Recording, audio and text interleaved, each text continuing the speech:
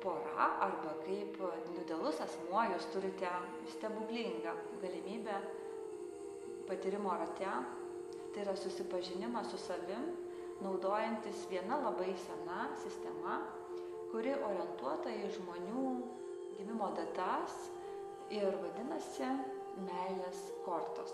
Tai iš tiesų didelis šaltinis, netgi pati knyga yra ganėtinai didelės apimties ir norint jį suprasti, reikia laiko.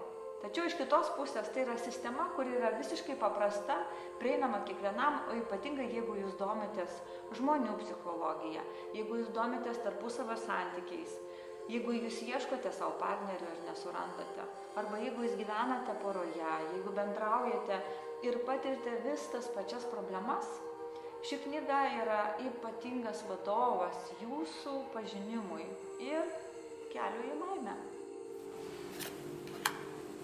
Besąlyginė meilė,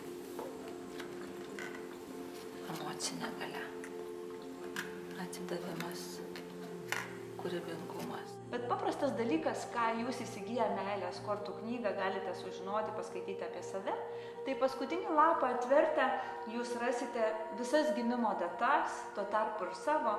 Prie gimimo datos bus parašyta tiesiog paprasta, elementari, žaidybinė korta iš kortų kaladės. Šeima. Atidavimas per darbą.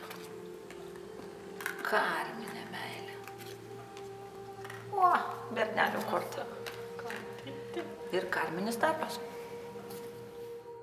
Jūs galite tiesiog kreiptis, rašyti konsultacijai, naudoti šią unikalią galimybę, atsinešti savo mylimųjų gimimo datas, vaikų gimimo datas, tiesiog pasigilinti į santykius, kurie jums labai rūpi ir galbūt kažkas juose nesiseka. Aš būdama specialistė ir mokysiuos pas Robertą Lee Kempą, šios sistemos aprašytoje, padarysiu jums tam tikras suderinamumo išklotinės, paruošiu tam tikrą medžiagą, kuri skirta tik tai jums ir apie jūs. Taigi meilės kortos yra jūsų asmeninė santykių enciklopedija.